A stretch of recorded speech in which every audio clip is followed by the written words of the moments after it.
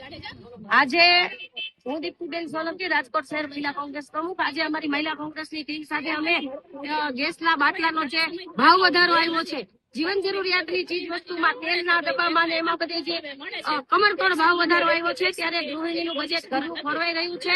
ભાઈઓને બેરોજગારી વધતી જાય છે, પૂરતી કમાણી નથી. ત્યારે આવા જીવન જરૂરિયાતની ચીજ વસ્તુમાં ભાજપ સરકાર જયારે એવું કહી રહી છે કે સબકા સાથ સબકા વિકાસ, ત્યારે આપ જોઈ રહ્યા છો કે આટલી બધી કમરતોડ મોંઘવારીમાં લોકોના ઘરના રોટલા ખાવાના પણ ફાફા પડી ગયા. નાના અને મધ્યમ વર્ગના માણસોને એવી પરિસ્થિતિ સર્જાય છે, ત્યારે મૃતપ્રાય થયેલા બાટલાની આજે અમે નનામી કાઢી છે. અને દેશના વડાપ્રધાન જયારે એવું કહેતા હતા કે ગટરમાંથી ગેસ ઉત્પન્ન થાય, તો એના પણ આજે અમે પ્રયત્નો કરી લીધા છે, નિષ્ફળ રહ્યા છે.